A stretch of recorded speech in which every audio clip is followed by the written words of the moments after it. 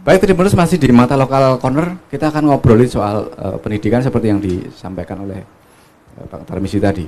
Itu artinya begini, Bang, bisa beri penegasan. Anak-anak sekarang yang tertampung misalnya, itu kan seolah-olah dipaksakan masuk ke negeri semua. Apa Gelora melihat hal itu? Apa ini mendekati momen politik atau bagaimana? Ini nggak ada habisnya gitu, nggak ada habisnya. Jadi bahkan juga masyarakat selalu mengatakan atau menilai, apalagi di tahun-tahun politik seperti ini, ya kan, semua memaksakan, Pak. Bagaimana anaknya harus bisa masuk sekolah, misalnya SMP ini gitu ya, yang mereka anggap nih favorit contohnya. Nah, tapi mereka nggak tahu sebenarnya dengan apapun yang namanya yang selalu dipaksakan tuh hasilnya tidak akan pernah maksimal, Pak. Nggak pernah akan baik gitu.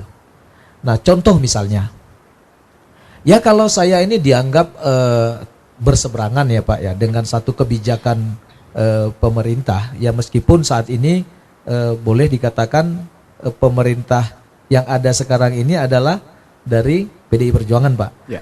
Tapi kami sebagai kader ya, sebagai petugas partai, kami juga nggak diharuskan harus mengikuti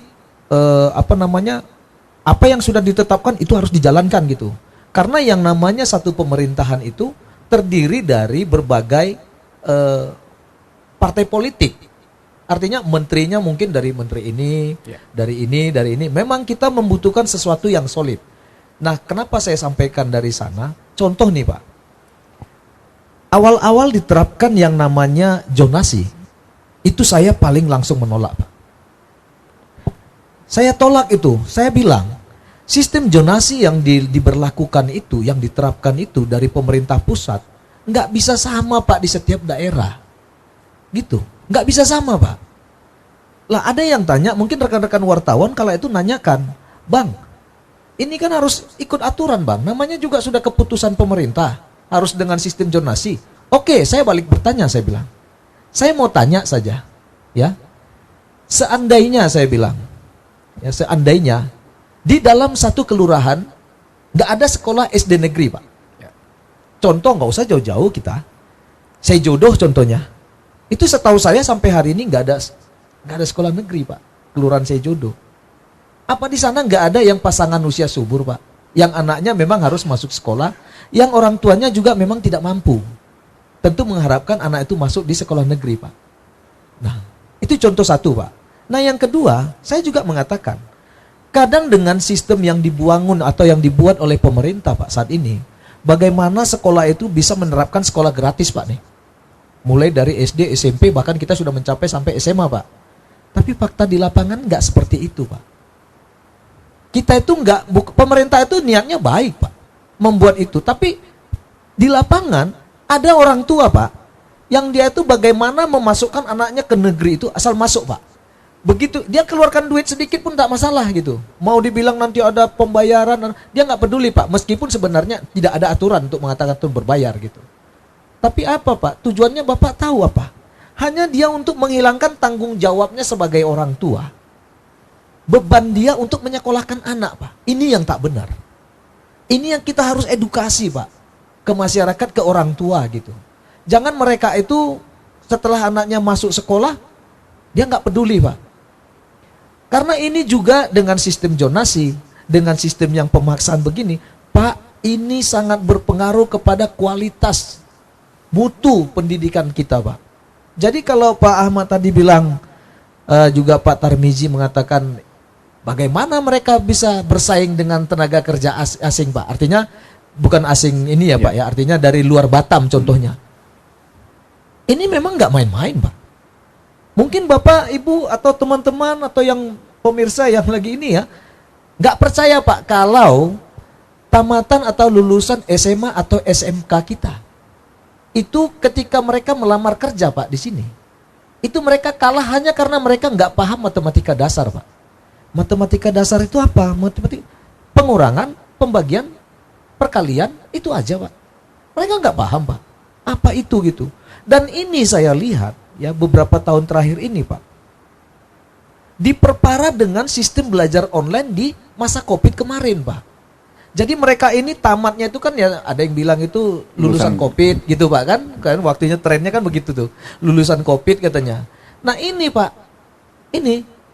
Nah ketika sekarang ini mereka melamar kerja Pak, jelas saya bisa katakan mereka kualitasnya jauh Pak dengan yang dari luar Kepri gitu. Ini yang menjadi catatan kita dan ini harus betul-betul dievaluasi Pak. Dan saya juga mungkin lewat kepala daerah contohnya misalnya dengan Pak Wali Kota ya, juga harus ini deh, Pak, bisa memperjuangkan bagaimana sistem zonasi yang ada di Kota Batam ini betul-betul ada perhatian khusus Pak. Artinya jangan karena dia berdekatan sekolah, ini banyak yang manja sekarang nih Pak. Dulu Pak ya, saya waktu di periode pertama itu masuk SMP 6 contoh Pak. SMP 6, kemudian juga kami di periode pertama tuh SMA SMK masih kita Pak. Belum ada pengalihan ke provinsi. Jadi kita tahu Pak yang mana yang termasuk sekolah-sekolah favorit Pak. Ya. Contoh misalnya kayak SMA 3 Pak. SMA 3, SMA 1 waktu itu ya Pak ya. SMA 1, kemudian SMA 5, kemudian juga SMK ya SMK 1. SMP itu SMP 6 maupun SMP 3 Pak. Itu termasuk sekolah-sekolah favorit Pak. Dan kita itu ketika anak itu bisa masuk ke sana kita bangga Pak. Karena waktu itu belum ada zonasi Pak. Betul. Dan mereka betul-betul memang berdasarkan hasil raport dan keseharian mereka gitu Pak. Jadi memang tamatannya memang benar-benar Pak. Dan kita juga sempat bangga Pak. Ketika misalnya untuk perguruan tinggi negeri Pak. SMA 3 itu termasuk yang lumayan Pak. Mereka mendapatkan lewat jalur undangan. Ya kan? SMA 3 Pak. Ya juga SMA 1 gitu. Nah sekarang ini kita bisa lihat sendiri Pak. Ya, kita bisa lihat sendiri seperti apa gitu. Bahkan yang masuk sekolah-sekolah perguruan tinggi negeri itu Pak jalur undangan itu rata-rata dari swasta Pak sekarang. Dari SMA swasta. Gitu loh. Ada dari negeri ada.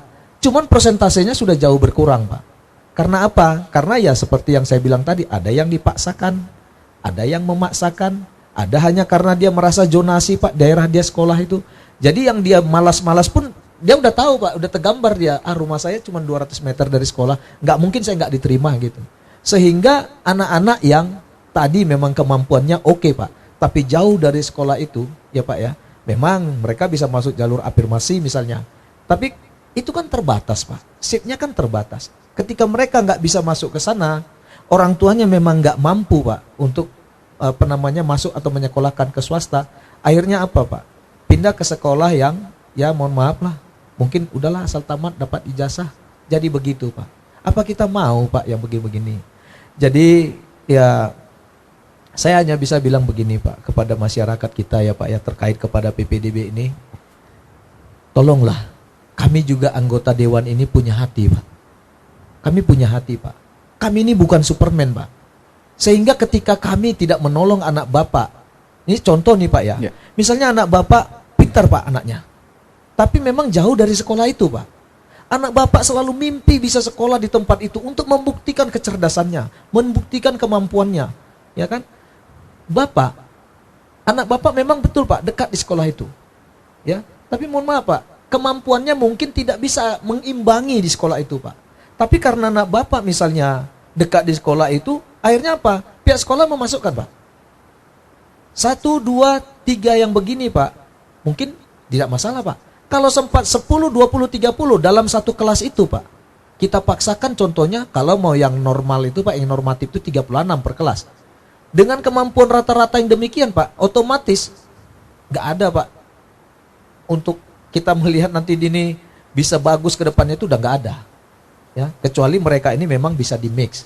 Nah itu kemudian juga ketika memasukkan itu Pak, ada yang minta tolong ke saya misalnya dari sana ya Pak ya, kayak anak bapak tadi minta tolong masukkan ke sekolah tersebut gitu.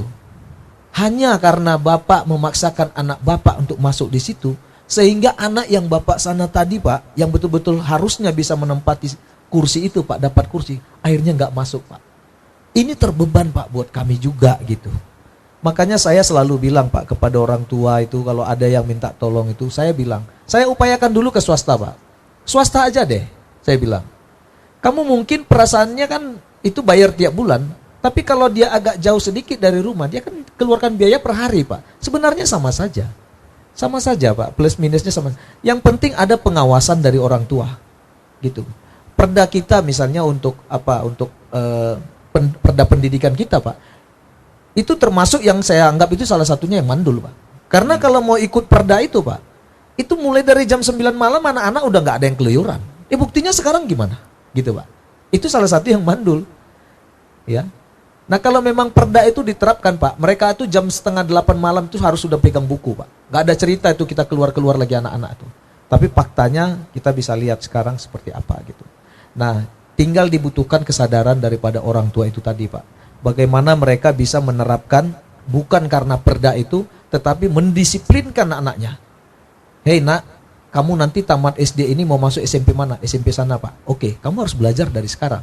Bukan berarti dia ketika misalnya mau mau masuk ke SMP favorit keinginan dia, Pak. Dia sudah kelas 6 SD baru mau ke sana, mau mewujudkan keinginan dia itu di kelas 6 SD, tidak. Sama kayak nyalek deh, Pak. Ya. Saya langsung aja deh, kayak mau nyalek contohnya. Banyak juga kan caleg-caleg ini, Pak, ketika udah tahun politik sekarang ini ada yang bagi sembako lah, ada yang begini, ada yang begini. Nggak bisa, Pak. Masyarakat kita cerdas kok. Iya. Ya kan? Saya rasa nggak perlu harus begitu kali lah. Kalau memang ada niat mau maju ke depan, silakan. 3 tahun minimal, Pak. Sudah berbuatlah ke masyarakat. Berbuat itu nggak harus, Pak, yang namanya harus uang-uangan, nggak. Ada juga, Pak, yang namanya menurut saya nih, Pak, ya, ketika kita melayat. Yeah. Ya, ketika ada pesta, kondangan, itu bisa juga saya rasa. Ada undangan misalnya untuk yang seperti ini ya, Pak, ya, silakan saja. Kemudian berteman juga sama media, Pak. Karena media ini, Pak, ya, kayak teman-teman jurnalis ini sebenarnya mereka ini kemampuan mereka, Pak, untuk menganalisa siapa caleg-caleg yang mohon maaf nih, Pak, yang kemampuannya ada. Mereka lebih jago, Pak. Karena apa? Pendidikan mereka ini, Pak, ada yang seni sastra, ada yang ini ya, Pak, ya. Karena mereka memang dilatih untuk itu, Pak. Makanya saya yakin, Pak, saya sangat yakin sekali media ini punya peranan besar, punya andil besar, dan dapat menilai bagaimana nanti caleg-caleg kita ini ke depan. Itu, Pak.